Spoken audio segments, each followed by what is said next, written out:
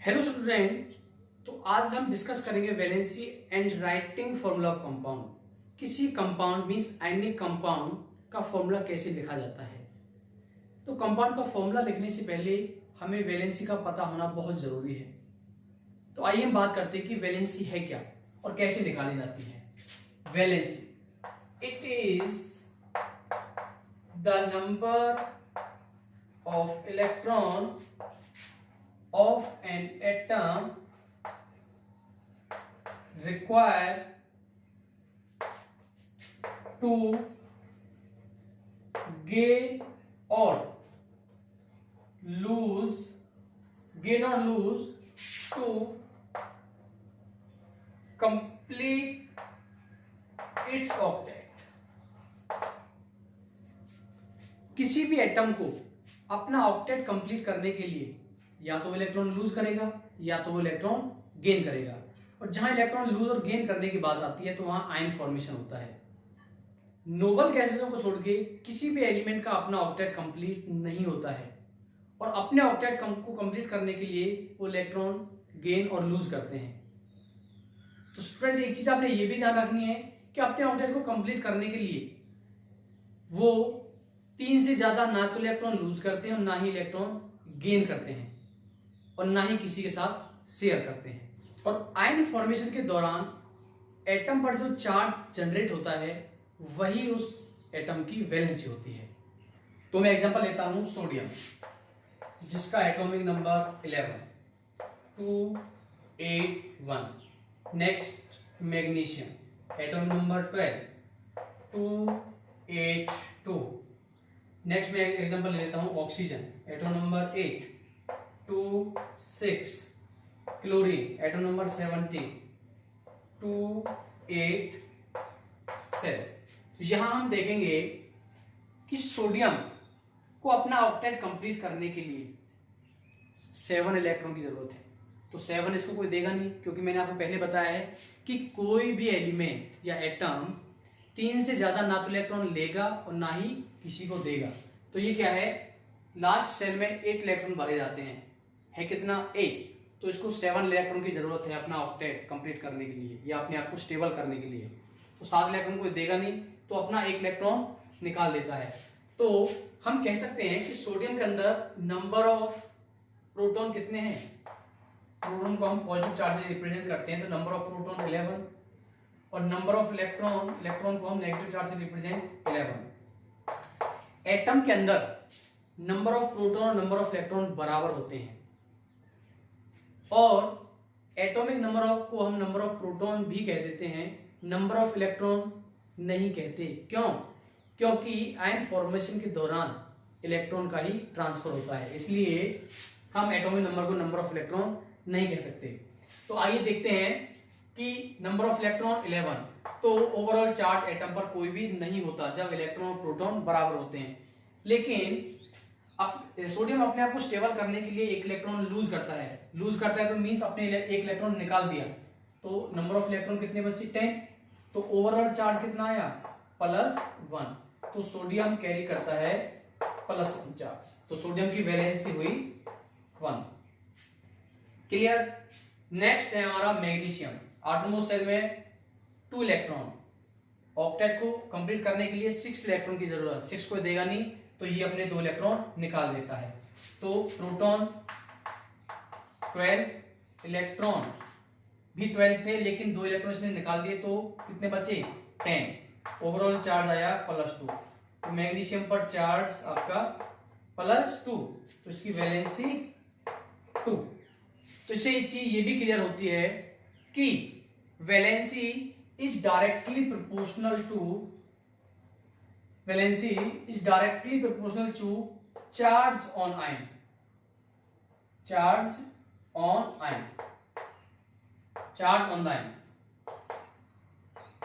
Ion पर जो भी चार्ज है वही उसकी वैलेंसी, ये 1 है।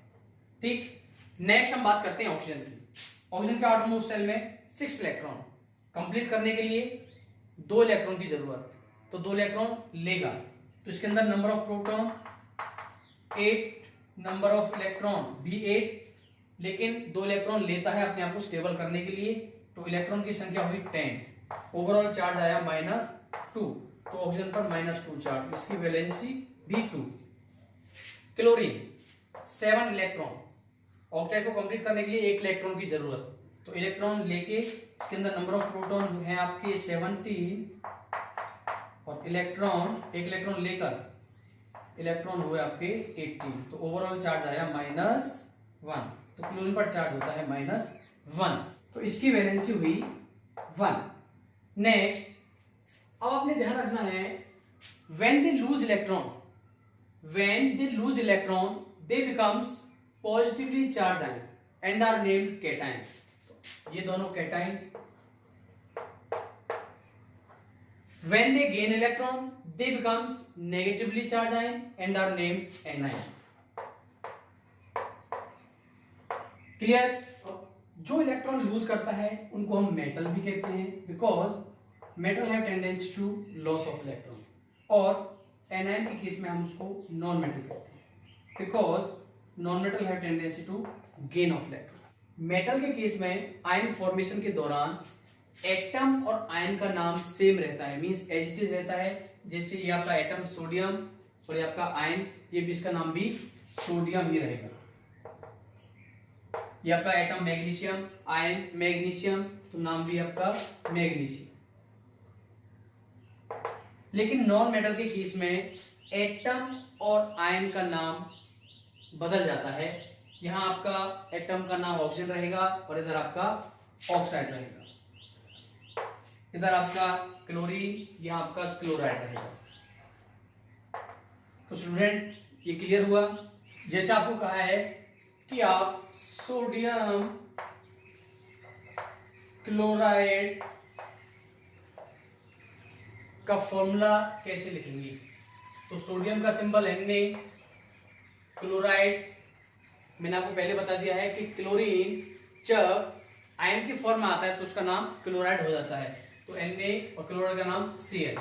Na की वैलेंसी, सोडियम की वैलेंसी +1 और क्लोरीन की वैलेंसी -1, इसको क्रॉस साइन, तो इधर आपका एक बन जाएगा NaCl।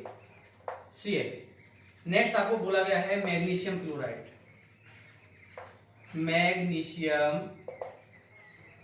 क्लोराइड, मैग्नीशियम का सिंबल Mg, क्लोराइड का Cl। मैग्नीशियम की वैलेंसी +2, क्लोरीन की -1, क्रॉस साइन, तो ये आपका आया MgCl। बहुत ही आसान। नेक्स्ट मैं ले लेता हूं पोटाशियम क्लोराइड, पोटाशियम क्लोराइड, तो पोटाशियम का सिंबल होता है स्टूडेंट K और क्लोराइड का वही आपका Cl। पोटाशियम की वैलेंसी 1, क्लोरीन की -1, ये +1 ये -1, तो क्रॉस साइन, तो आपका बन जाएगा KCl। नेक्स्ट हमें बोला गया है सोडियम क्लोराइड, या सॉरी सोडियम ऑक्साइड, ऑक्साइड का फॉर्मूला आप कैसे लिखेंगे, तो सोडियम का सिंबल Na, वैलेंसी हम ऑलरेडी पहले निकाल चुके हैं। ऑक्साइड का, ऑक्सीजन को हम ऑक्साइड कहते हैं आयन के फॉर्मेशन के दौरान, तो सोडियम का आपका वैलेंसी +1 और ऑक्सीजन का -2, क्रॉस साइन, तो ये 2 इधर जाएगा Na2 और इधर आपका ऑक्सीजन। वैसे भी सोडियम आपका मोनोवैलेंट और ऑक्सीजन आपका डाइवैलेंट। तो स्टूडेंट मैं आशा करता हूं कि आपको ये कंसेप्ट क्लियर हुआ होगा। तो आज के लिए इतना ही।